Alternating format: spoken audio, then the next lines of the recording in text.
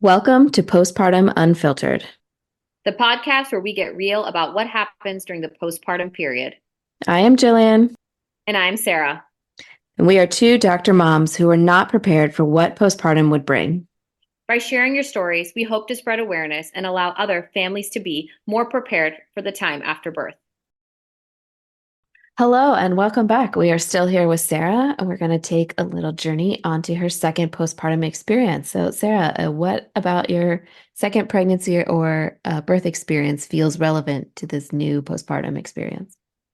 So I think definitely from the first one that I spoke about in the previous episode was putting more boundaries. And I think having my partner understand kind of what I needed from him to be supportive so that my second experience was better. Because one thing I told my husband was like, I really, really can't go through that 6 month period of not really feeling like myself and feeling anxious all the time and just and he's like, no, I totally get it. Like, what is it that we need to do together to make this a better experience? And for us, I think it's setting the boundaries, specifically with visitors, because I felt like I didn't get time to bond with my son, and I did not want that the second time around. So, first step in the boundaries was making sure that there was no visitors at the hospital, which, like, people are like, oh yeah, that's like not a big deal. It's like it is a big deal when you are in pain, when you don't feel like yourself. And I think that the first day or two after you have a kid, it's like, for me at least, with my first, the anxiety spiked really high in the hospital. So I really wanted to be like with myself and my husband and not having to be like, and I don't want to use the word entertaining because they're still family, but it is essentially entertaining to an extent. I So mean, I that think was it's really, definitely entertaining when it's your family. This, that's a different kind of work.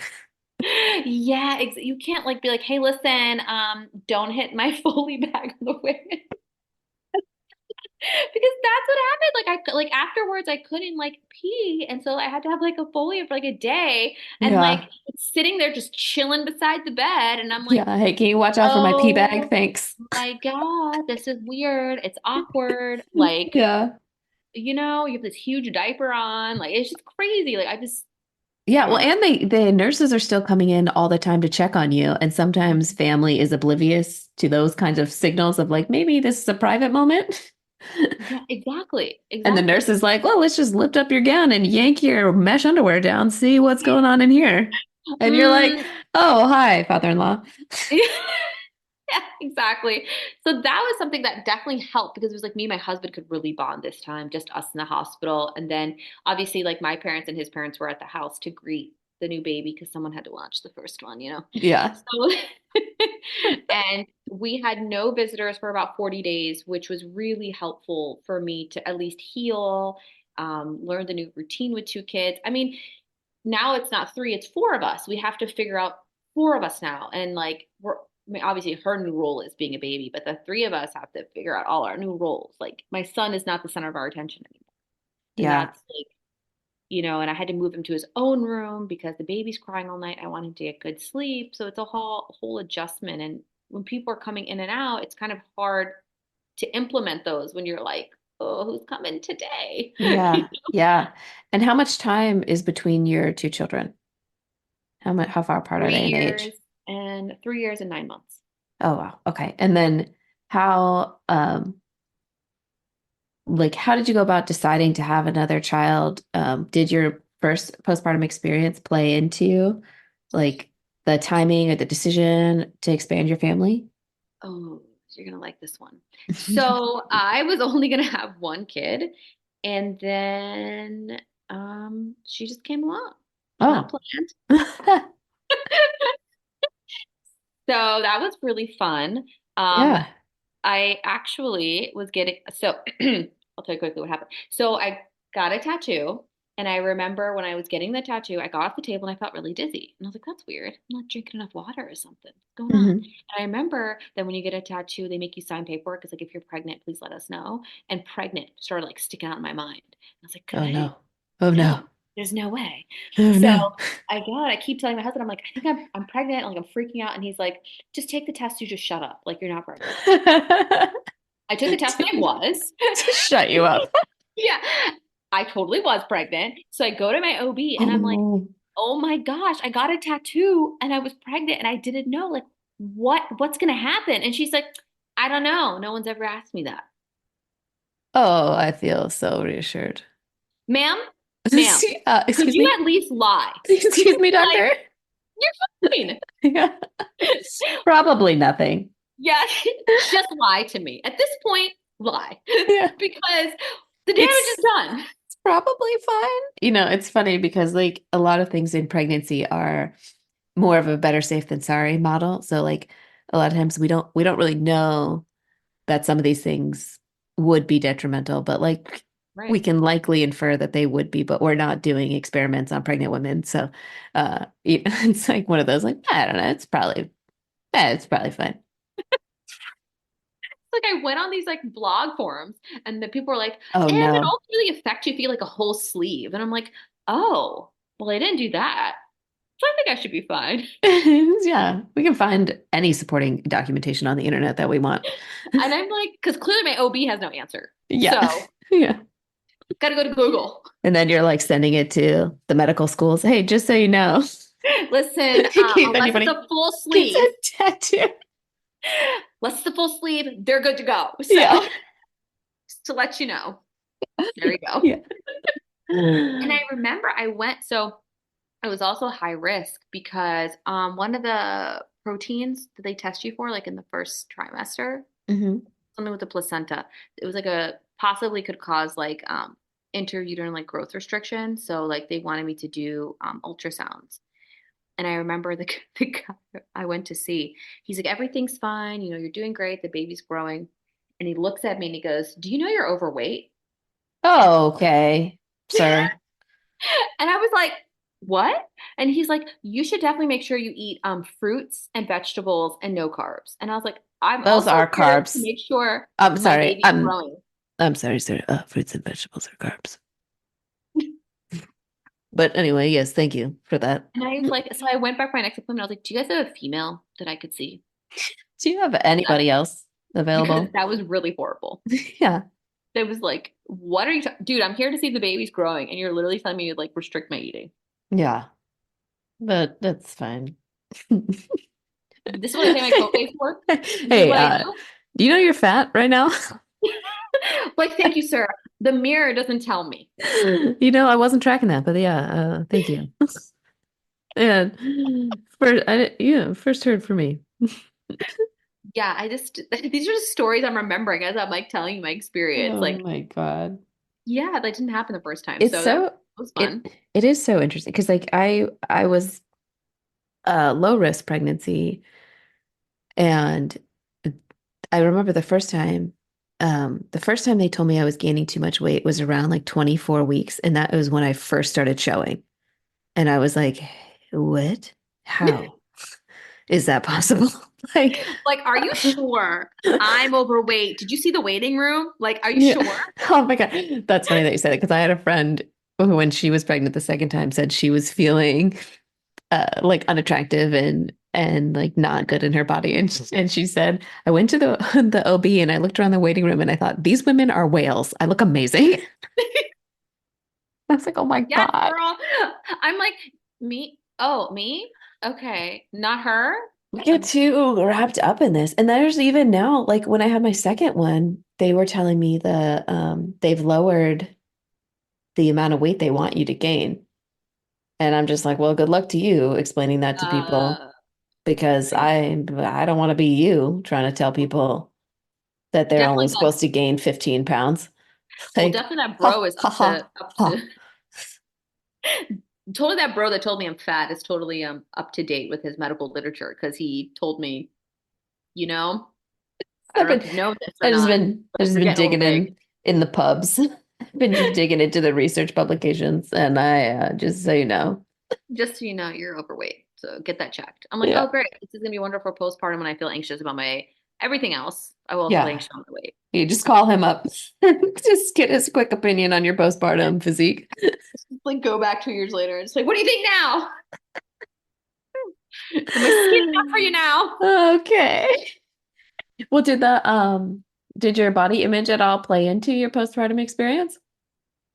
Oh yeah, for sure. Like I was like, I think I bounced back faster with my first than I did my second. Hmm. So I got like these like biker shorts that I was gonna wear in the house. I was like, I'll be totally fine. Yeah, no, I was too fat for those. So maybe he was onto something. Um, I definitely was like, oh, these are really tight. Yeah. Put a little tourniquet of the leg here. Gotta wait for these. It's a no. It's a no today. Yeah. But I mean, the fact that I can laugh, I mean, she's 7 months now. So the fact that I can laugh about it now shows that the boundaries I put in definitely helped with my mental health this time. I Yeah. think at first I I think, wasn't at this place that I'm at now.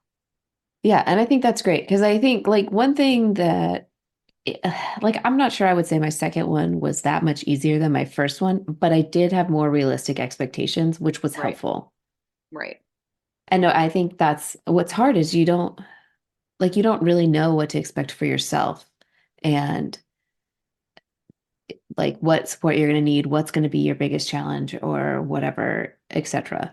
And so that's why I think it's wild that we don't talk about postpartum. It's like this thing behind the curtain that nobody talks about except everyone is out there like going wild. Like I went to my first 6 week follow-up after my first son and they asked me when I stopped bleeding. I stopped bleeding the day before my 6 week appointment and they were like, "You were still bleeding?" And I was like, "You told me 6 weeks was normal. Why are you freaking out right now?" Right. And then they said nothing else. And I was like, all right, that was a good follow-up. Well, it's like, you do your follow-ups while you're pregnant and they just like walk in and they're like, let's hear the heart rate. Okay. Do you have any questions? And I'm like, what am I supposed to ask? Yeah. I don't know what to I ask. did actually I did start asking them like, did I miss anything? Are there things other people have been asking? Because you don't seem to know. I don't know. What are we doing here besides My telling my me I've gained too much weight? yeah, my OB, my second one, she like would come in and she's like, yeah, do you have any questions? And I'm like, no. She's like, yeah, I have like 3 kids. I'm like really tired and I'm always on call. So I don't know. Do you know anyone that can like come to my house and clean and fold my laundry? And I'm like, um, What is happening? I'm like, you one need a new career. And two, no, I don't know anyone that cleans the house and folds laundry. But I do know a therapist. I'm like, and I remember she delivered my baby. She was like, I really want another one. And in my head, I'm like, you clearly still need someone to fold your laundry. So I don't think you should have another one. Yeah, that's too much laundry. That's so many laundries. No. Yeah, no. But So overall, uh-huh. I was just gonna ask if you had the same like anxiety experience the second time. So I did, but way shorter. So I remember like the second day I was in the hospital, I called my dad. I don't know why I called him, but I called my dad and I was like, I can't do this. Because she kept crying and my anxiety was like, I was like, how am I going to do this with 2 kids? Like she keeps Hmm. crying. What did I do to myself? Like, and I called my dad and I started crying and I was like, what am I going to do? And my dad like calmed me down. He was like, every child is a blessing. Like you're going to get through this. Like you have us. Like you're not alone. And that was it. And after that, I was okay. I didn't have as much anxiety. Oh my God, that's so cute. Yeah, just my dad. My dad. Mhm. Yeah, he was really sweet. I think Yeah. it was more like, I think I had more control this time. I think last time I was so vulnerable. I had no control. Everybody was taking the reins, and I was like just kind of neglected in the background. Yeah. And this time I took a hold of my own life, I guess, essentially. I'm kind of like, this is what's happening, And so and this what is what I'm did comfortable with. yeah, what did those first like 40 days with just you and your husband and your older son and the new baby look like? What did it look like? So it was just like obviously dropping him off at school. Pretty much he was there all day. Then it was just me, my husband, and the baby. So it's like feeding, playing with the baby, like actually like enjoying every moment with her. Like, she was like laughing early. So that was like really cute to see. Like me and my husband taking turns because he was home, which is also different than the first time. The first time he only had like maybe a week off and he went straight back to work. So it Ugh, was just me and yeah. home. This time he took like a month off with me. So that was really nice too. It was just like the three of us actually bonding. And then my son would come home in the evening and that was 4 of us. But it was nice to have extra help too with him. Yeah. It And was did just, you uh-huh. the first time you said like the stress and the anxiety kind of really lowered your milk production? Yeah. Were you breastfeeding the second time and was it any easier, different? I definitely produced more the second time, but it was still not enough. So I did have to supplement with formula. Did you enjoy breastfeeding? Yeah. Yeah. So, Yeah. uh, Yeah. no, My. I did not. But I did better though with production at least, and I tried more and I produced way more. And did you Like I have never had leaking ever with the first mm, and the engorgement, but the second one I did. terrible? But I was so excited. I was like, oh, this is what they talk about. I didn't have this the first time. Um, and did you have any like emotional like challenges with breastfeeding? Like aside, so you didn't like it, but like, did that bring any more anxiety or did you feel any guilt or anything Oh, around? yeah, I always felt guilt. I always felt really guilty. And I wasn't producing enough. So I remember like towards like the end of the 6 weeks, I called my cousin and I was like, oh my gosh, like I'm not producing enough. She goes, how much are you producing? And I told her, she's like, girl, just stop. Your kid ain't going to Harvard based off what you're producing. Just do the best you can. God, that's I hysterical. was like, Not a scholar. Don't worry about okay. it. Yeah. She's like, you just stop. Like you did enough. I was like, okay. And I mean, she was, and I remember her journey was really hard for her to do breastfeeding. And she did actually produce like a good amount. I think her like child was mostly on breast milk. So that was really good for her. But for me, it just never, no matter how much I tried, I just couldn't do enough to be solely breastfeeding. So, Yeah. And how did the siblings get along?